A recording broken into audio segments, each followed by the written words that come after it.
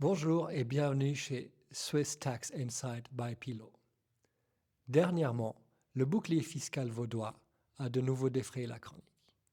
Mais avant d'entrer dans ce sujet palpitant qu'est le bouclier fiscal vaudois et les derniers péripéties du gouvernement vaudois, parlons un peu du bouclier fiscal en lui-même. Le bouclier fiscal, aussi appelé Steuerbremse en allemand, est une invention des législateurs des cantons à la fiscalité élevée, à l'instar de Genève, Vaud, Valais, Berne, Bâle-Ville, Lucerne ou encore l'Argovie, pour ne pas tous les nommer. Ces mécanismes introduits à l'aune des années 2010 permettent de limiter, dans certains cas, l'impôt sur la fortune quand la fortune ne génère pas des revenus suffisants pour s'acquitter de l'impôt. Ceci afin d'éviter qu'année après année, les dits contribuables doivent puiser dans leur fortune pour s'acquitter de l'impôt. Ce mécanisme vise donc à garantir non seulement la propriété qui est un droit constitutionnel, ainsi que le respect du principe de l'imposition selon la capacité contributive. Nous le disions à l'entrée de cette vidéo que le bouclier vaudois a dernièrement fait couler beaucoup d'encre. En effet, le tribunal fédéral a dernièrement donné raison au gouvernement vaudois qui a voulu lier deux éléments, à savoir l'initiative dite des 12%, qui, comme son nom l'indique, prévoit une baisse linéaire de 12% de l'impôt sur le revenu pour les personnes physiques, d'une part, et de l'autre côté, le rétropédalage au niveau du bouclier fiscal dans sa mouture 2021 à sa mouture pré-2021. Si je vous ai perdu, c'est normal.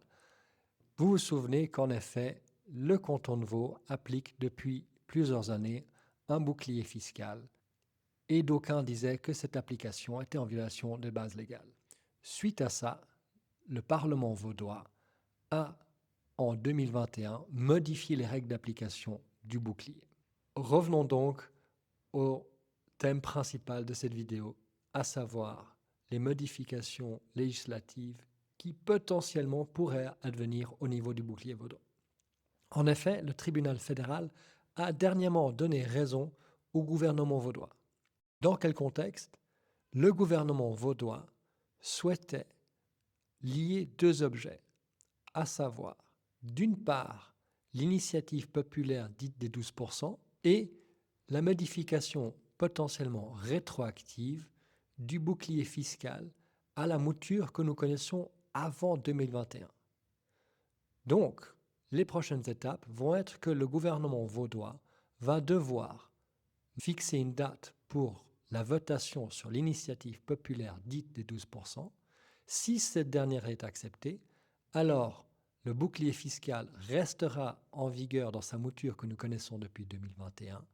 Et à l'inverse, si l'initiative est refusée par le souverain vaudois, alors nous aurons, avec effet rétroactif, une remise en vigueur des conditions applicables que nous connaissions au bouclier fiscal vaudois dans sa mouture pré-2021.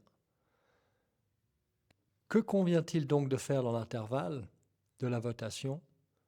Il convient, pour les contribuables qui pourraient bénéficier du bouclier fiscal, de faire systématiquement réclamation contre les décisions de taxation pour les maintenir ouvertes afin que si l'initiative est refusée par le souverain vaudois, bénéficier à titre rétroactif de la nouvelle mouture du bouclier fiscal vaudois qui n'est autre que la version que nous connaissions avant 2021. Maintenant, on peut se poser la question, quel est l'impact principal de cette modification?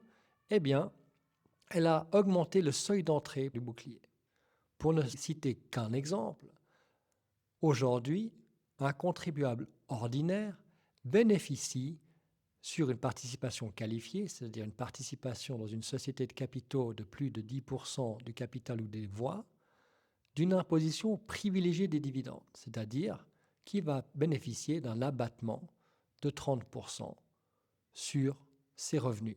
Avec le bouclier fiscal vaudois dans sa version que nous connaissons depuis 2021, cet abattement n'est pas retenus dans la base de calcul des revenus déterminants.